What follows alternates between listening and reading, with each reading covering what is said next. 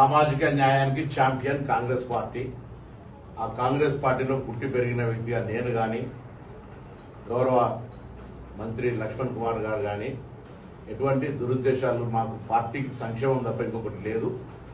జరిగినటువంటి ఒక అపోహ, వాటన్నిటి పట్ల నేను ఆ మాట అనకపోయినప్పటికీ దానికి పత్రికలో స్వీకరించినటువంటి ప్రకారంగా కొంత తన బాధపడినటువంటి మాటకు నేను క్షమాపణ కోరుతా ఉన్నా.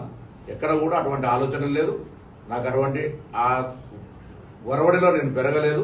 కాంగ్రెస్ పార్టీ నాకు ఆ సంస్కృతిలో నేర్పలేదు. కాబట్టి నేను తప్పకుండా ఈరోజు తెలంగాణలో కానీ దేశంలో రాహుల్ గాంధీ గారు సామాజిక న్యాయం కోసం పోరాడే సందర్భంలో వ్యక్తిగతమైన అంశాలన్నీ పక్కన ఉంచి కాంగ్రెస్ పార్టీ సామాజిక న్యాయానికి జరిగే దాని లోపల ఒక బలహీన వర్గాల బిడ్డగా ఈ రోజు తెలంగాణ రేవంత్ రెడ్డి గారి నాయకత్వంలో, పిసిసి అధ్యక్షుడు మహేష్ కుమార్ గౌడ్ గారి నాయకత్వంలో, రాహుల్ గాంధీ గారి సూచన మేరకు ఏదైతే 42% రిజర్వేషన్ పోరాటం జరుగుతుందో సామాజిక న్యాయం, నిన్న ఉదాహరణకు బీజేపీ అధ్యక్షుడు కూడా మాట్లాడే సందర్భం లోపల 84% వర్గానికి వ్యతిరేకంగా మాట్లాడద్దనే మాట చెప్తున్నాం తప్ప మేమంతా ఐక్యంగా కాంగ్రెస్ పార్టీ రేపు భవిష్యత్తులో రాహుల్ గాంధీ గారి నాయకత్వంలో పనిచేసే వాళ్ళని తప్ప ఇంకోటి కాదు.